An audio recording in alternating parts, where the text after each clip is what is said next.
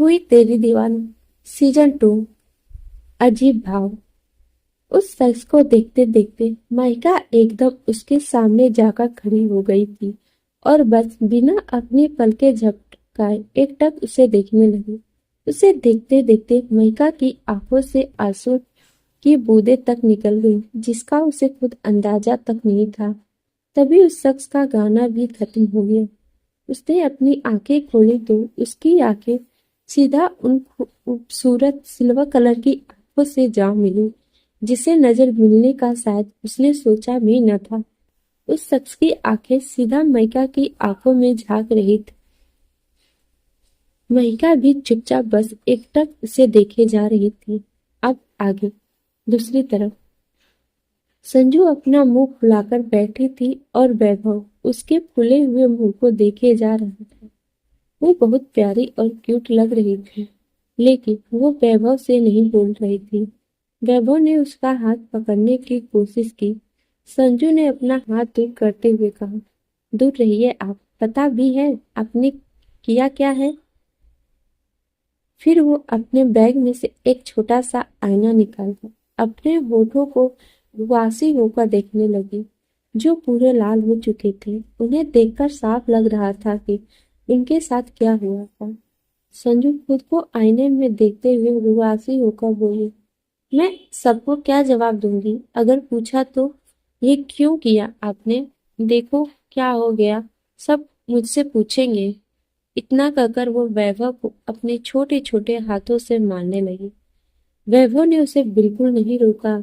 और तो और संजू के हाथ उसे ऐसे लग रहे थे जैसे कोई फूल उसे मार रहे हैं। वो बस उसे देखता रहा। वैभव को कोई असर नहीं हुआ, लेकिन संजू के हाथ खुद दुखने लगे थे, तो वो थककर अपने हाथों को देखने लगी और वापस अपना मुंह फुलाकर आईने में अपने होठों को देखने लगी। वैभव ने उसे इस कदर देखते हुए कहा, ये भी अच्छे दिख रहे हैं, पहले से ज्यादा अच्छे। तुम्हें इसे रोज ट्राई करना चाहिए, इससे तुम्हें किसी लिप बाम की कभी जरूरत नहीं पड़ेगी। ये सुनकर संजू ने पहले कंफ्यूज होकर पूछा, कैसे? ये सुनकर वैभव ने अपने होठों की तरफ इशारा किया, जिसे देखकर संजू की आंखें बड़ी हो गई। उसने अपने बैग से वैभव को मारते हुए कहा, आप मजाक कर रहे हैं मेरे साथ? वैभव ने हंसते हुए उसके हाथों को पकड़ते हुए कहा, नहीं, मैं मजाक नहीं कर रहा। यह सुनकर संजू के गाल टमाटर की तरह लाल हो गए और ये देखकर वैभव को वो और भी प्यारी लगने लगी। वो बहुत प्यार से उसे देखने लगा। संजू को अपना चेहरा गर्म होता हुआ महसूस हो रहा था। उसने अपने गालों को छुपाते हुए बिना वैभव को देखे कहा, क्या वो आपकी ही कार थी जिसे मैंने देखा था? वैभव ने बेफिक्री से कहा, तो तुम्हें क्या लगता है और किसमें तुम्हारा पीछा करने की हिम्मत है? ये सुनकर संजू ने गुस्सा दिखाते हुए कहा, शर्म नहीं आती किसी लड़की का पीछा करते हुए? वैभव ने उसे गौर से देखते हुए जुनून के साथ कहा, बिल्कुल नहीं, अगर वो लड़की तुम हो तो। और मेरे पास किसी और का पीछा करने के लिए फालतू टाइम नहीं है। ये सुनकर संजू के गाल और लाल हो गए। उसे बहुत शर्म आ रही थी, उससे ज्यादा उसे खुशी हो रही थी, जो उसके चेहरे से ही देखी जा सकती थी। तभी वो अपनी मुस्कान छुपाते हुए बोली, अब क्यों आए मेरे पास, जब इतने दिनों से मैं याद नहीं आई और ना ही मुझसे एक बार भी बात करने की कोशिश की और ना ही मुझे कोई कॉल किया, तो अब कैसे मेरी याद आ गई? वैभव ने उसे देखते हुए कहा, शायद तुम्हारे पास भी मेरा फोन नंबर था। अगर मेरा नहीं तो ताही का तो जरूर था। क्या तुमने कभी कोशिश की मुझसे बात करने की? वैभव की बात सुनकर संजू चुप हो गई। वैभव ने सही कहा, लेकिन इसका उसके पास कारण था। संजू को उदास देख वैभव ने पूछा, तुम्हें किसने मना किया था? ये सुनकर संजू हैरानी से वैभव को देखने लगी। वैभव ने कहा, बताओ किसने तुम्हें रोका था? संजू ने अपने पैरों को देखते हुए कहा, भैया ने। ये सुनकर वैभव ने कुछ सोचते हुए कहा, मेजर आयान ने। संजू ने बस अपना हाँ में सर हिला दिया। वैभव ने कुछ सोचते हुए पूछा। मेजर रोनित यहाँ है तो मेजर अयान भी यहाँ होंगे। यह सुनकर संजू की आंखें अपने आप नम हो गई। उसने अपना सर हाँ में हिलाते हुए कहा, हाँ वो यही है। मुझसे बस एक बार मिले भी थे, लेकिन भैया पहले जैसे नहीं है। मम्मा उन्हें बहुत याद करती है। जब से मायका दी गई है भैया घर नहीं गए हैं और ना ही किसी से कोई बात तक की है। संजू की नम आंखों को देखकर वैभव ने उसे अपने सीने से लगा लिया और प्यार से उसका सर सहलाने लगा। तभी संजू ने वैभव को देखते हुए पूछा, क्या सच में माही दी भैया को भूल गई है? उन्हें वो याद नहीं है? क्या उन्हें मैं भी याद नहीं हूँ? उन्हें मैं तो याद होंगी ना। ये सुनकर वैभव ने उसके छोटे से मासूम भरे चेहरे को देखा, जो एक उम्मीद से उसे देख रही थी, ताकि वो ये कहे कि उसकी फेवरेट उसे नहीं भूली है। लेकिन वो ऐसा नहीं कह सकता था, तो उसने सच कहा, नहीं उन्हें मेजर अयान याद नहीं है, तो तुम भी उन्हें याद नहीं है, या और कोई भी नहीं जिससे वो उस समय मिले थे। ये सुनकर संजू मायूस हो गई, जिसे देखकर वैभव को अच्छा नहीं लगा। वो प्यार से उसके सर पर हाथ फेरने लगा। ये देखकर संजू मुस्कुराने लगी। तभी संजू ने अपना फोन निकाला तो उसकी आंखें बड़ी हो गई, क्योंकि उसके फोन में रोहन, सौरभ, अंकित तीनों की न जाने कितने ही कॉल्स थे। जिसे देखकर वो जल्दी से अपनी जगह पर से उठते हुए बोली, मैं तो इन्हें भूल ही चुकी थी, मुझे जल्दी से वहां जाना होगा। संजू को जाते हुए देखकर वैभव ने जल्दी से उसका हाथ पकड़ लिया। शायद अब वो नहीं जाना चाहता था कि संजू उसे कुछ पल के लिए भी दूर रहे। संजू ने अपने हाथ की तरफ देखा, फिर उसने वैभव को देखते हुए कहा, छोड़िए हाथ, मुझे जाना है, रोज चिंता कर रहा होगा। ये सुनकर वैभव ने नाखुशी से उसका हाथ छोड़ दिया। वैभव का गुस्से वाला चेहरा देखकर संजू का मन पिघलने लगा था, लेकिन उसने जल्दी ही खुद को संभाल कर वैभव से गुस्से में कहा, दोबारा मेरा पीछा मत करना वरना भैया को बता दूंगी। इतना कहकर वो वहां से भाग गई। उसके चेहरे पर एक लंबी और प्यारी सी मुस्कान थी। वैभव ने उसे बहुत सताया है। वो ऐसे ही थोड़ी ना इतनी आसानी से वैभव को माफ कर देगी। आखिर संजना सिंघानिया थी। वही संजू को भागते देख वैभव भी मुस्कुराने लगा था। तभी उसका फोन बजा। उसने फोन निकालकर देखा तो फोन युवराज का था, जिसे देखकर उसने फौरन उसे पिक कर लिया। वहीं दूसरी तरफ माइका एकटक सामने मौजूद शख्स को देखे जा रही थी और वो शख्स भी उसे ही एकटक देखे जा रहा था। माइका ने एक बार अपने दिल की तरफ देखा। उसे अपने दिल की धड़कनें बढ़ती हुई महसूस हो रही थी। ये महसूस करके माइका के चेहरे पर अजीब भाव आ गए। उसने अपने सामने मौजूद शख्स की तरफ देखा, जो अभी भी उसे ही देख रहा था। माइका उस शख्स की आंखों में देखने लगी। तभी उसे ये भी एहसास हुआ कि उसकी आंखों में आंसू है। ये महसूस करके उसने अपनी नजरें उस शख्स पर से हटा ली, लेकिन उसने दोबारा उस शख्स की तरफ देखा, जिसकी नजर अब उस पर नहीं थी। उसने देखा उसने मेजर की वर्दी पहन रखी थी। वो उसे देखकर समझ गई कि ये वही था जिसको उसने पहले सिर्फ पीछे से देखा था। वहीं दूसरे शख्स ने माइका को देखकर पहले वाले शख्स के पास जाकर कहा, आयान। वो कोई और नहीं बल्कि मेजर अयान सिंघानिया था। आयान ने बिना उसकी तरफ देखे, बिना किसी भाव के साथ कहा, तेज चलो यहाँ से, बहुत आराम कर लिया। और वो दूसरा शख्स कोई और नहीं, तेज सिंघल था। तेज ने एक नजर महिका को देखा, जिसकी नजर अभी भी अयान पर थी। यह देखकर तेज ने अयान को देखा, जिसके चेहरे पर कोई भाव नहीं थे। यह देखकर उसने बस अपना हामी सर हिला दिया। उसने फिर बाकी सबसे चलने के लिए कहा। अयान वहां से फौरन चला गया और महिका बस उसे जाते हुए देखती रही। उसने उससे ना ही कुछ कहा और ना ही उसे रोका और ना ही वो उसके पीछे गई। आखिर वो ये सब करती भी कैसे जब वो उसे जानती ही नहीं थी। तो वो उसे क्यों रोकती? वो उससे बात क्यों करती? जो खुद से तक बात नहीं करती तो वो उससे क्या करती? वो बस उसे जाते हुए देखती रही जब तक वो उसकी आंखों से ओझल नहीं हो गया।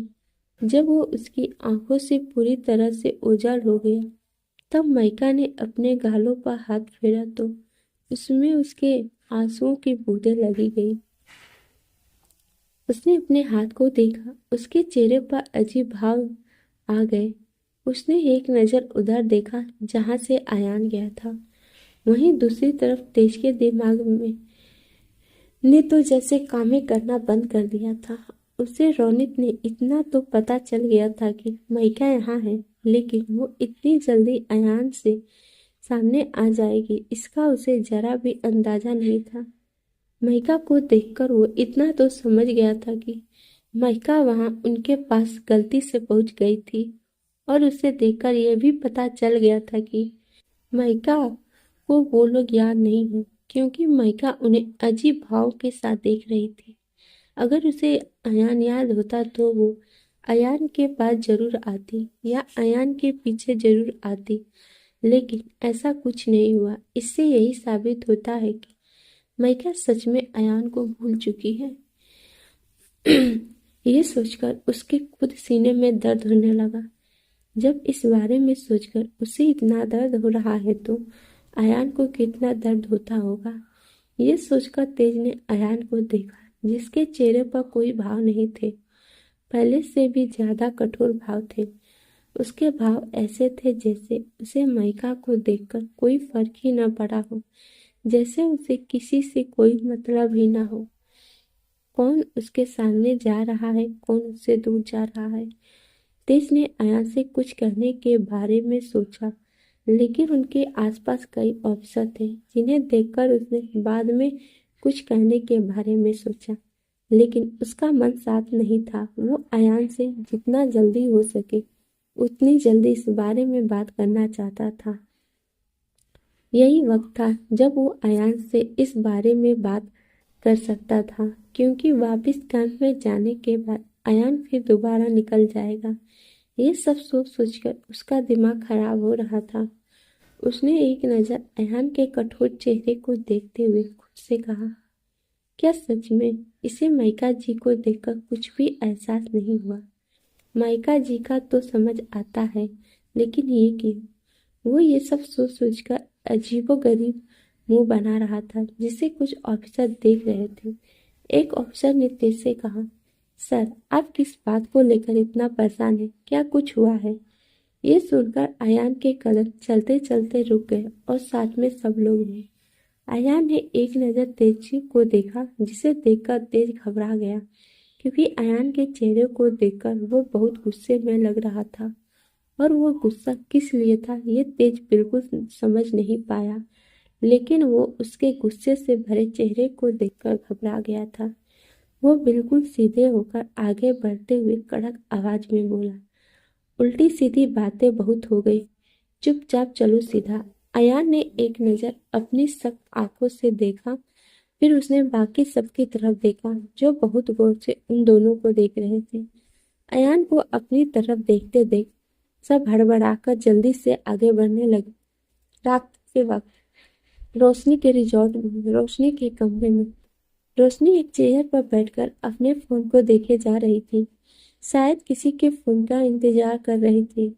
उसने फोन पर से अपनी नजरें हटाकर एक टेबल पर रखी एक तस्वीर को देखा, जो उसकी और तेज की शादी की तस्वीर थी। वो उस तस्वीर में इतनी खुश लग रही थी। उस तस्वीर को देखते देखते रोशनी की आंखों से आंसू बहने लगे। तेज से आखिरी बार वो एनजीओ में ही मिली थी। उसके बाद ना ही वो तेज से मिली और ना ही उसका कभी फोन आया, ना ही कोई मैसेज आया। वो तेज को समझती थी, लेकिन वो अपने दिल का भी क्या करे, क्या करे खुद का। एक बार तो रोशनी उससे ये सवाल जरूर करती होगी कि आखिर मेरी गलती क्या थी, मैंने किसी का क्या बुरा किया था जो मेरे साथ ऐसा हो रहा है। मैंने पहली बार किसी से प्यार किया और वो आसानी से मुझे मिल गया। क्या ये उसकी सजा मिल रही है? रोशनी की आंखों से आंसू बहे जा रहे थे, जिन्हें वो रोक नहीं पा रही थी। उसने अपनी और तेज की शादी की तस्वीर को देखते हुए गाना शुरू किया।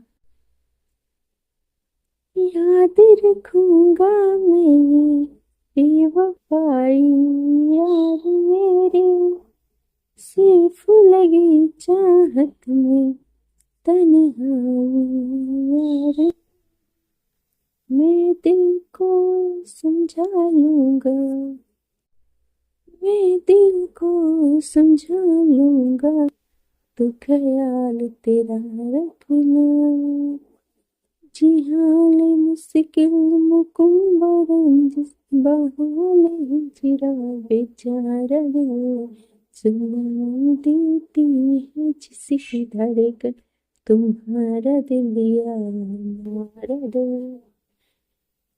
रोशनी की आंखों से आंसू लगातार बहे जा रहे थे। वो अपनी जगह पर उठी और आईने के पास जाकर अपने मंगलसूत्र को देखते हुए आगे गाया। टूटे दिल को जोड़े कैसे ये बताते जाओ, जिंदा रहने की बस हमको एक वजह दे जाओ। फिर तेज को याद करते हुए आगे गए। यूं ना फेरो हमसे आंखें तो मिलाते जाओ, कोई बात कर जाओ, कोई दुआ दे जाओ, मेरे लिए थोड़ी सी, मेरे लिए थोड़ी सी दिल में तू जगह रखना। फिर रोशनी खिड़की के पास जाकर बाहर देखते हुए आंसुओं के साथ मुस्कुराकर आगे गाने लगी। खुशी तुम्हारी जब इसी में तो हम भी आंसू छुपा ही लेंगे, वजह जो पूछेगा ये जमाना कोई बहाना बना ही लेंगे, वजह जो पूछेगा ये जमाना कोई बहाना बता ही देंगे। रोशनी अपने मुंह पर हाथ रखकर रोने लगी। कुछ देर बाद उसने खुद को जैसे तैसे संभाला, क्योंकि उसे अभी संजू के पास जाना था। उसने खिड़की बंद की और खुद का चेहरा ठीक करके संजू और बाकी सबके पास गई। तभी उसे किसी की जानी पहचानी आवाज सुनाई दी। ये आवाज सुनकर रोशनी की आंखें बड़ी हो गई। वो जल्दी जल्दी अपने कदम बढ़ाने लगी और चलते चलते वो कदम किसी को देखकर अपने आप थम गए। आप सबको क्या लगता है, रोशनी को किसकी आवाज आई होगी और किसे देखकर उसके कदम अपने आप थम गए? आप सबको ये पार्ट कैसा लगा प्लीज कमेंट करके बताना ना भूलिएगा। और जिन्होंने भी हमारे चैनल को सब्सक्राइब नहीं किया है, प्लीज आप सब हमारे चैनल को सब्सक्राइब कर लीजिएगा। और हाँ, जिन्होंने चैनल को सब्सक्राइब किया है उन्हें तहे दिल से शुक्रिया। मिलते हैं नेक्स्ट एपिसोड में, तब तक के लिए bye bye and take care.